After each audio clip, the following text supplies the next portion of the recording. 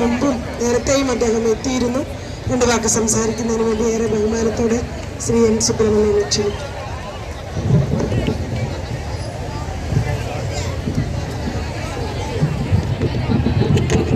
അഭിവാദ്യം ചെയ്യുക. ചരിത്രം നമ്മുടെ കൺമുന്നിൽ നടന്നുകൊണ്ടിരിക്കുമ്പോൾ അത് ചരിത്രമാണ് എന്ന് പലപ്പോഴും നമ്മൾ തിരിച്ചറിയാറില്ല. പക്ഷേ ഇവിടെ സംഭവിച്ചുകൊണ്ടിരിക്കുന്നത് കേരള ചരിത്രത്തിലെ, ലോക സമര ചരിത്രത്തിലെ ഒരു പ്രധാനപ്പെട്ട ഏടാണ് എന്ന കാര്യത്തിൽ യാതൊരു സംശയവുമില്ല.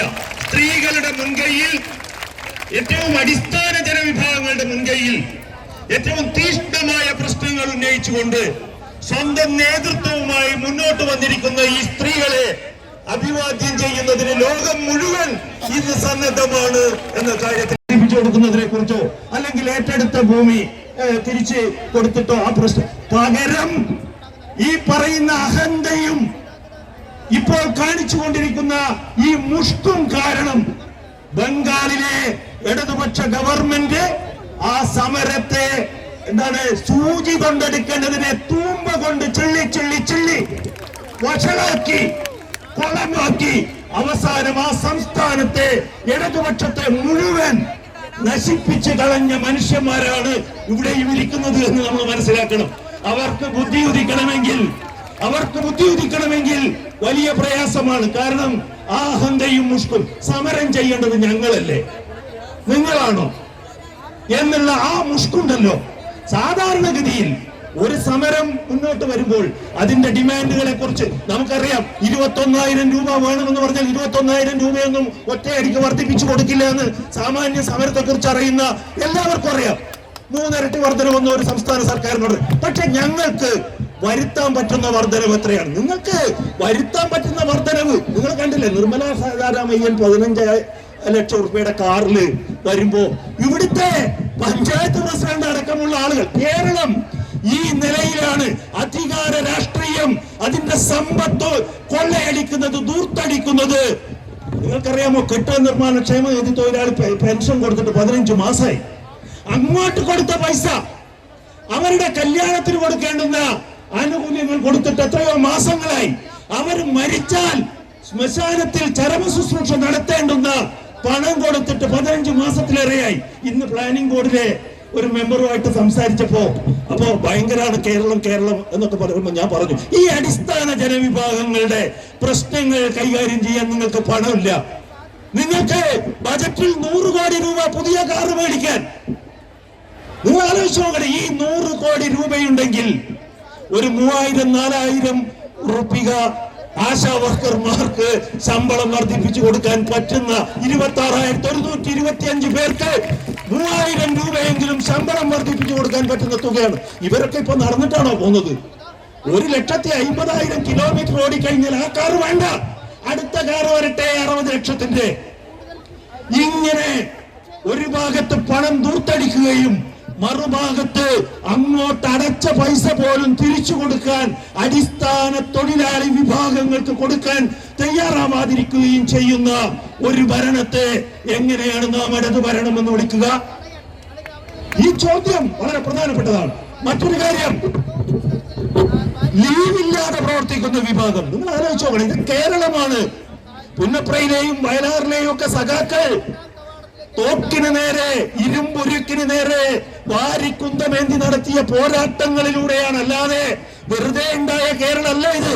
ഇവിടെ അടിസ്ഥാന തൊഴിലാളി വിഭാഗങ്ങൾക്ക് അവകാശങ്ങൾ ലഭിച്ചത് സമരങ്ങളിലൂടെയാണ്. പക്ഷെ ഇപ്പോഴും സ്ത്രീ തൊഴിലാളികളെ ഈ അവകാശങ്ങൾ കൊടുക്കാതെ, ലീവില്ല. മെറ്റർണിറ്റി ലീവ് ഉണ്ടോ നിങ്ങൾക്ക്? ശമ്പളത്തോട് കൂടിയിട്ടുള്ള മെറ്റർണിറ്റി ലീവ് ഇല്ല. ആന്ധ്ര സർക്കാർ ഈ കഴിഞ്ഞ മാസമാണ് 6 മാസത്തേക്ക് 60,000 രൂപ അടക്കമുള്ള 150 ദിവസത്തെ മെറ്റർണിറ്റി ലീവ്. ലജ്ജിക്കണ്ടേ കേരളം? നമ്മളല്ലേ ഒന്നാം നമ്പർക്ക് പാട്ടുപാടിയാ മതിയോ? 1-ാം നമ്പർ ആവണമെങ്കിൽ അടിസ്ഥാനപരമായിട്ട് ഈ പറയുന്ന തൊഴിലാളികൾക്ക് അത്തരം ആനുകൂല്യങ്ങൾ കൊടുക്കാൻ തയ്യാറാവണം. ഇത് കേന്ദ്രം കൊടുക്കേണ്ടതാണോ? ലീവ് കേന്ദ്രം കൊടുക്കേണ്ടതാണോ? മെറ്റേണിറ്റി അലവൻസ് കേന്ദ്രം കൊടുക്കേണ്ടതാണോ? മെറ്റേണിറ്റി ലീവ് കേന്ദ്രം കൊടുക്കേണ്ടതാണോ? വിരമിക്കുമ്പോൾ 62 വയസ്സ് വിരമിക്കൽ പ്രായം നിശ്ചയിച്ചു. തീർച്ചയായും ശരിയാണ്, ആളുകൾക്ക് വിരമിക്കേണ്ടതുണ്ട്. പക്ഷേ ഒരു വിരമിക്കൽ ആനുകൂല്യവും കൊടുക്കാതെ ഒരു വിരമിക്കൽ ആനുകൂല്യം കൊടുക്കാതെ പിരിച്ചുവിടലാണ്. അത് വിരമിക്കലല്ല. ഒരു ജീവനക്കാര് വിരമിക്കുന്നത് എപ്പോഴാണ്? വിരമിക്കുമ്പോൾ അവരുടെ ജീവിതം സുരക്ഷിതമാകണം, ഭാവിയിലും അവർക്ക് ജീവിക്കാൻ കഴിയണം. 5 ലക്ഷം രൂപ കൊടുക്കുന്ന സർക്കാരുണ്ട്, 1.5 ലക്ഷം രൂപ കൊടുക്കുന്ന സർക്കാരുണ്ട്. സംസ്ഥാന സർക്കാരാണല്ലോ കൊടുക്കുന്നത്. ബംഗാളിൽ ഈ ആനുകൂല്യം കൊടുക്കുന്നത് ആരാണ്? സംസ്ഥാന സർക്കാരല്ലേ. ആന്ധ്രാപ്രദേശിൽ ഈ ആനുകൂല്യം കൊടുക്കുന്നത് ആരാണ്? സംസ്ഥാന സർക്കാരല്ലേ. ഈ പറയുന്ന കർണാടകയിൽ ഈ ആനുകൂല്യം കൊടുക്കുന്നത് ആരാണ്? സംസ്ഥാന സർക്കാരല്ലേ. അപ്പൊ ഞങ്ങളല്ല ഇതൊന്നും ചെയ്യേണ്ടത്, ഇതൊക്കെ വേറെ ആരോ ചെയ്യേണ്ടതാണ്, സമരം ഇവിടെയൊന്നും നടക്കേണ്ടതല്ല എന്ന് പറയുന്ന ഈ പ്രധാനപ്പെട്ട 3 മുദ്രാവാക്യങ്ങളുടെ കാര്യത്തിലും ഓണറേറിയം വർദ്ധിപ്പിക്കുക. അപ്പൊ പറഞ്ഞത് 7000 രൂപ കൊടുക്കുന്നു. 7000 രൂപ എന്തോ ആന പോലെയുള്ള ഒരു തുകയാണ് 7000 രൂപ. ആദ്യം പറഞ്ഞത് ഇത് കേരളത്തിൽ മാത്രമേ ഉള്ളൂ ഈ 7000 രൂപ സംസ്ഥാന ഗവൺമെന്റ് കൊടുക്കുന്നത്. അപ്പോ വന്നു സിക്കിം ഗവൺമെന്റിന്റെ 10000 രൂപയുടെ കഥ. അപ്പൊ പറഞ്ഞു അയ്യോ ഇല്ല, പാർലമെന്റിൽ പറഞ്ഞത് 6000 പക്ഷേ വീണ്ടും ഉത്തരവ് വന്നു. സംസ്ഥാന സർക്കാർ പുറപ്പെടുവിച്ച ഉത്തരവ് വന്നപ്പോ അതും കള്ളപ്രചരണം നടത്തി. ആ ഉത്തരവും പക്ഷേ വെല്ലുവിളിച്ചു. ആ ഉത്തരവ് തെറ്റാണ് എന്ന് നിങ്ങൾ തെളിയിക്കാൻ കഴിഞ്ഞോ? തെളിയിക്കാൻ കഴിഞ്ഞില്ല. അപ്പൊ പുതിയ നമ്പറുമായിട്ട് വന്നു. ആകെ 636 ആളേ ഉള്ളൂ ആശാവർക്കർമാർ. ഇപ്പൊ നമ്മുടെ മന്ത്രി പറയാണ് 636 536 എന്നല്ല, അവിടെ 10000 രൂപ വേതനം കൊടുക്കുന്നുണ്ടോ എന്നുള്ളതായിരുന്നു തർക്ക വിഷയം. മഹാരാഷ്ട്രയിൽ, ആന്ധ്രയിൽ ഇങ്ങനെ ഓരോ സംസ്ഥാനത്തും സംസ്ഥാന സർക്കാരുകൾ സമരക്കാരുമായി കൂടിയാലോചന നടത്തുകയും അവരുടെ വേതനവും സേവന വേതന നിബന്ധനകളും വർദ്ധിപ്പിച്ചു കൊടുക്കുകയും ചെയ്തിട്ടുണ്ട് എന്നുള്ള ഒരു ചരിത്ര യാഥാർത്ഥ്യത്തിന് മുന്നിലാണ് ഇന്ന് ആശാവർക്കർമാർ ഏറ്റവും മിതമായ ഈ 3 പ്രധാനപ്പെട്ട ആവശ്യങ്ങൾ ഉന്നയിച്ചുകൊണ്ട് സമരം നടത്തുന്നത്. തീർച്ചയായും ഇപ്പോഴും സമരത്തിന്റെ ചർച്ചയിലേക്ക് വരാൻ അവർ തയ്യാറായിട്ടില്ല. അതാണ് ഞാൻ നേരത്തെ പറഞ്ഞ ഈ ഹുങ്കും അഹങ്കാരവും എന്ന് പറഞ്ഞത്. ജനകീയ പ്രക്ഷോഭത്തെ ജനാധിപത്യപരമായി നേരിടുന്നതിന് പകരം അവരിത് വെറുതെ ചെയ്യുന്നതല്ല. കാരണം അവരുടെ നവകേരളം എന്ന് പറയുന്നത് മുതലാളിമാരുടെ നവകേരളമാണ്. അവരുടെ നവകേരളം എന്ന് പറയുന്നത് തൊഴിലാളികളുടെ നവകേരളമല്ല. തൊഴിലാളിക്ക് കൂലി കൊടുക്കാതെ, തൊഴിലാളിക്ക് ആനുകൂല്യം കൊടുക്കാതെ അവരെ എങ്ങനെ ചൂഷണം ചെയ്യാമെന്ന് ആലോചിക്കുന്ന ഒരു നവകേരളമാണ് അവർ സങ്കല്പിക്കുന്നത്. അതുകൊണ്ട് തന്നെ ഞാൻ വീണ്ടും വീണ്ടും പറയുന്നു, സംസ്ഥാന സർക്കാരിന് ചർച്ചയിലൂടെ പരിഹരിക്കാൻ പറ്റാത്ത ഒരാവശ്യവും ആശാവർക്കർമാർ ഉന്നയിച്ചിട്ടില്ല. ഗോമതിയുടെ പ്രസംഗം കേട്ടപ്പോൾ എനിക്ക് കണ്ണകിയെയാണ് ഓർമ്മ വന്നത്. ആ സ്ത്രീയുടെ രോഷം അതാണ് പൊട്ടിയൊഴുകിയാൽ രാജപുരികളെ ചെലമ്പൂരി എറിഞ്ഞ് കരിച്ചു കളയാൻ മാത്രം ശക്തിയുള്ള ഒരു വിഭാഗമാണ് സ്ത്രീകൾ എന്ന് കേരളത്തിലെ മന്ത്രിസഭ കാണാൻ പോവുകയാണ്. ചോര ചീന്തിയിട്ടായിരിക്കില്ല, കണ്ണീര് കൊണ്ടും രോഷം കൊണ്ടുമായിരിക്കും ഈ ഗവൺമെന്റിനെ സ്ത്രീകൾ പാഠം പഠിപ്പിക്കുക.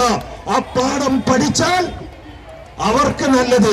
ഈ സമരം, ഞാൻ പറയുന്നത്, ഈ സമരത്തെ നിങ്ങൾക്ക് ചോരയിൽ മുക്കി കൊല്ലാൻ കഴിഞ്ഞേക്കാം. പക്ഷേ ഇടതുപക്ഷം എന്ന നിങ്ങളുടെ നാട്യം ലോകത്തിന്റെ മുന്നിൽ തകർന്നു വീഴുമപ്പോ നിങ്ങൾ ഒരുപക്ഷെ തോക്കാൻ പോകുന്നത് ഈ സമരത്തിന്റെ തോൽവിയോടൊപ്പമായിരിക്കും. ഈ ജയിച്ച സമരത്തെ, അല്ലെങ്കിൽ ഈ സമരത്തിന്റെ ഡിമാൻഡുകൾ അംഗീകരിച്ച് ഈ സമരത്തെ നെഗോഷിയേറ്റ് ചെയ്യുന്നതിന് പകരം ഇതിനെ അടിച്ചമർത്തി തോൽപ്പിക്കാനാണ് നിങ്ങൾ ഉദ്ദേശിക്കുന്നതെങ്കിൽ വലിയ നഷ്ടങ്ങളായിരിക്കും നിങ്ങൾക്ക് സംഭവിക്കുക എന്നുള്ളതും ഓർമ്മിപ്പിച്ചുകൊണ്ട് ഞാൻ എന്റെ വാക്കുകൾ നിർത്തുന്നു. അഭിവാദ്യം. സിന്ദാബാദ്, ഇൻക്ലാബ് സിന്ദാബാദ്, ഇൻക്ലാബ് സിന്ദാബാദ്, സെക്രട്ടേറിയറ്റ് ഉപരോധം സിന്ദാബാദ്, സെക്രട്ടേറിയറ്റ് ഉപരോധം സിന്ദാബാദ്, കേരള ഹെൽത്ത് വർക്ക് അസോസിയേഷൻ സിന്ദാബാദ്. ഉപരോധം ഉപരോധം ഉപരോധം ഉപരോധം ആശമാരുടെ ഉപരോധം ഉപരോധം ഉപരോധം ആശമാരുടെ ഉപരോധം. അടിയുടെ മുന്നിൽ പടയുടെ മുന്നിൽ പടയുടെ മുന്നിൽ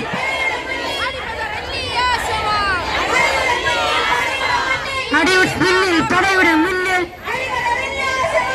അടിപതറില്ലേ ആശമാർ. നീതിയില്ലാതാകുമ്പോൾ നീതിക്കായി നിയമനിഷേധം